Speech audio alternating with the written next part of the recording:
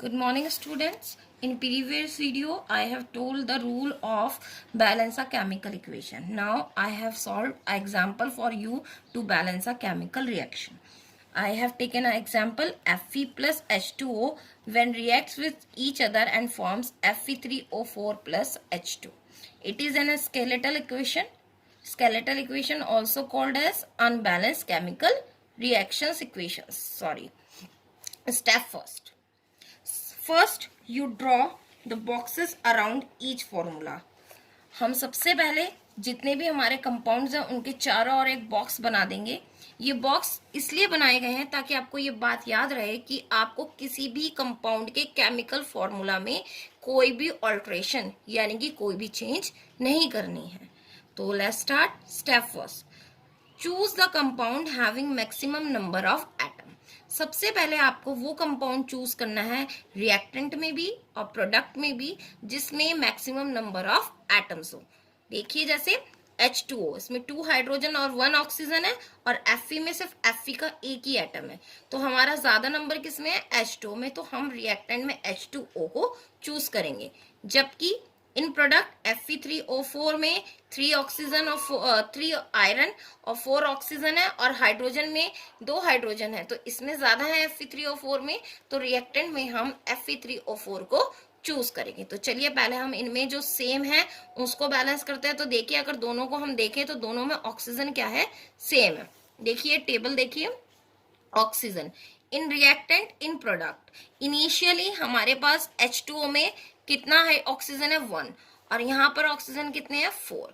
तो हमारे ये 4 है. हम यहाँ पर इसको क्या कर सकते हैं? इजिली 4 से मल्टीप्लाई करके 4 एटम में कन्वर्ट कर सकते हैं. तो हमने H2O को किससे मल्टीप्लाई किया? 4 से. 4 इंटू 1 इक्वल टू 4 और हेयर ऑक्सीजन क्या है? ऑलरेडी 4 है. तो यहाँ हमें किसी भी Fe3O4 में किसी भी की मल्टीप्लाई करने की कोई जरूरत नहीं है. यानी कि हम यहाँ पर 1 से मल्टीप्लाई करेंगे. 1 इक्वल टू 4.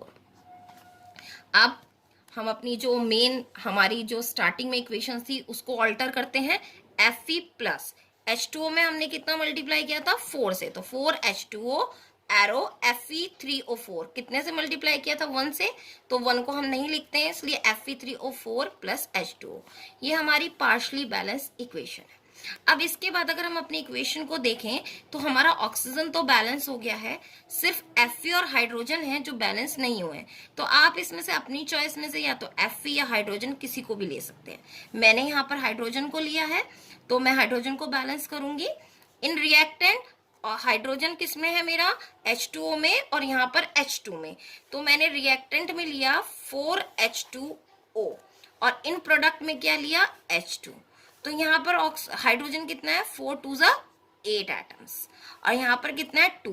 तो मैं यहाँ पर 2, आपको टेबल तो आती ही है. तो 4 2 ज़ा 8. 4 से अगर मैं हाइड्रोजन को मल्टीप्लाई कर दूं तो एटम्स क्या हो जाएंगे? इक्वल. तो यहाँ पर भी 8 एटम और यहाँ पर भी 8 एटम. तो अब मैं अपनी फिर से इक्वेशन को जो पहले पार्शली बैलेंस इक्वेशन थी उसको दोबारा ऑल्टर करूंगी. Fe plus 4H2O arrow Fe3O4 क्योंकि ये इसमें तो कोई चेंज नहीं था प्लस हाइड्रोजन था. अब हाइड्रोजन में मैंने पीछे किसमें मल्टीप्लाई करी थी? 4 से. तो 4 2 ज़ा 8. ये अभी भी पार्शली बैलेंस्ड है क्योंकि मेरा अभी भी Fe जो है वो बैलेंस नहीं हुआ है. Step third, now we pick up Fe to balance it. Fe यानी कि iron in reactant in product. Initially Fe कितना है मेरा? अगर मैं इस इक्वेशन में देखूं तो Fe और Fe3O4 यहाँ पर 3 है और यहाँ पर Fe कितना है? 1. तो 3 है तो मैं इसमें 1 से मल्टीप्लाई करूंगी तो 3 आएगा और यहाँ पर 3 से मल्टीप्लाई किया 3 इंटू 1 इक्वल टू 3. सिंपल आपका जैसे आप मल्टीप्लाई करते हैं इक्वल करना है. सिंपल मैथमेटिक्स है, आप सॉल्व कर सकते हैं अगर आपको टेबल्स आती हैं. तो 3 into 1 equal to 3 atoms, 1 into 3 equal to 3 atoms. तो Fe भी क्या हो गई? बैलेंस. तो हमने यहाँ इसमें तो किसी 1 से मल्टीप्लाई किया जबकि इसमें हमने किससे किया? 3 से. तो हम अपनी इक्वेशन को जो पहले स्टेप 2 में इक्वेशन थी उसी को लेंगे और उसको आगे क्या करेंगे? Balance. 3Fe plus 4H2O arrow Fe3O4 plus H2O. ये हमारी फाइनली बैलेंस इक्वेशन है. बट मैंने आपको एक रूल में बताया था कि अगर आप इक्वेशन बैलेंस कर लें तो लास्ट रूल होता है कि आप एक बार प्रिकॉशन के लिए उसको चेक भी करेंगे. तो हमने एलिमेंट्स लिए left hand side right hand side. Fe 3 atom 3 atom, hydrogen 4 to the 8 here, 4 to the 8 here. Oxygen 4 1 is 4 और here 4.